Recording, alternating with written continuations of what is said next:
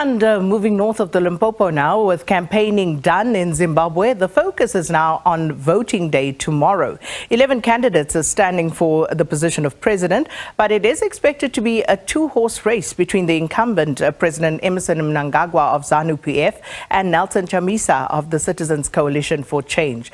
And we are going to cross now to our reporter in Zimbabwe, Khayelihle Khumalo, bright and early this morning. Kaya, good morning. And whoa, the sun seems to have risen much earlier in Zimbabwe. Good morning. And how's it been? What's the mood like since you've arrived there?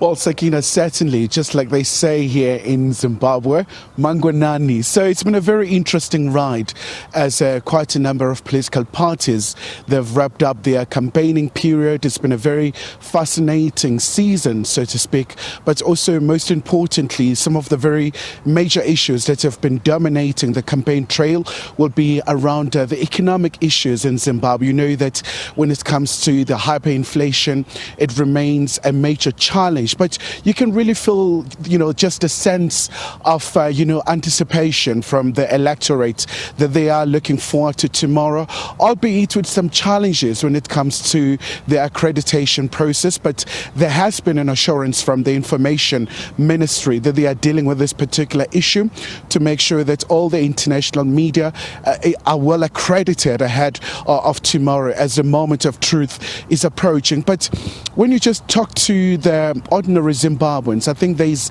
a sense of yearning for a new period in this country that has really endured so much hardship.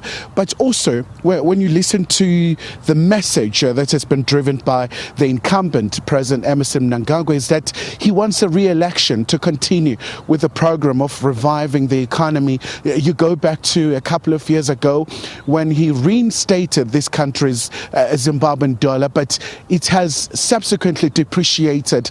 The usage of the US dollar appears to be a common issue here. But then also from the opposition parties, you do have the CCC led by Nelson Chamisa.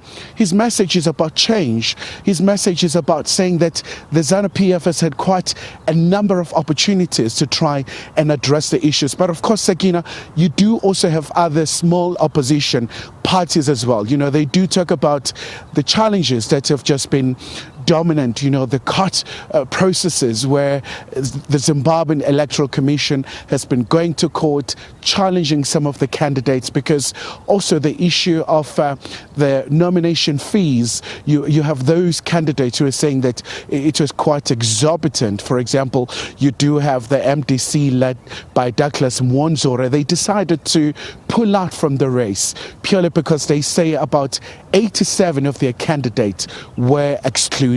But the Zimbabwean Electoral Commission is very optimistic that they've done everything from their part to make sure that come tomorrow, everything will go well. The final one, Kaya, with regard to Zimbabweans in the diaspora, the facilities or processes that have been set up for them to participate in this election, and of course those from around the SADC region. Has there been much movement of people making their way home to vote?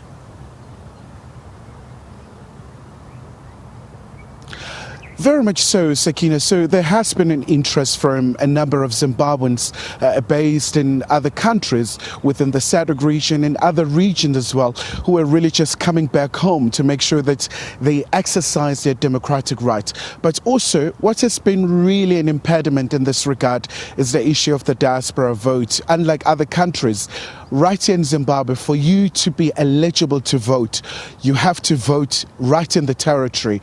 So that diaspora vote is still a very contentious issue. A number of Zimbabweans have been campaigning and galvanizing and trying to get the support of the Zimbabwean Electoral Commission to try and get the diaspora vote. But unfortunately, so far, they haven't succeeded. But also, another very important issue, Sakina, would be that there has been an announcement from the Zimbabwean Home Affairs Ministry that tomorrow will be a public holiday to make sure that about 6.6 million eligible voters will be able to go out and vote. So we'll be just out and about, crisscrossing the country, trying to understand in terms of the dynamics in this regard.